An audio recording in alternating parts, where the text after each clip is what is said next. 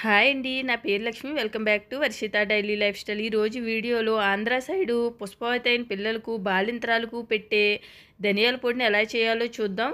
అప్పుడే అని కాదు, జ్వరం వచ్చినా జలుబు చేసినా కూడా ఈ ధనియాల పొడిని వేసి పెడతారు. తప్పకుండా ట్రై చేయండి. స్టవ్ వెలిగించుకుని ఒక ఫ్రై ప్యాన్ పెట్టుకుని ప్యాన్ వేడెక్కినాక సిమ్లో పెట్టుకోండి. 2 స్పూన్ల నువ్వుల నూనె వేసుకోవాలి. మీ దగ్గర నువ్వుల నూనె లేకపోతే నార్మల్ ఆయిల్తో కూడా చేసుకోండి. నేనైతే ఎక్కువ చేస్తున్నాను. స్టోర్ చేసుకోవచ్చు కూడా, ఎన్ని రోజులైనా నిలవ ఉంటుంది. ఒక 20 ఎల్లుల్లిపాయ రేకులు పొట్టు తీసి వేసుకుంటున్నాను. మీరు పొట్టుతో కూడా వేసుకోవచ్చు, అయితే కొంచెం దంచి వేసుకోండి.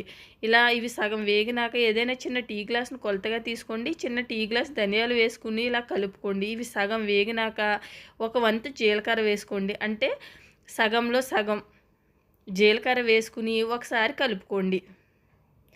ఇవి కూడా కొంచెం వేగినాక ఎండుమిర్చి వేసుకోవాలి.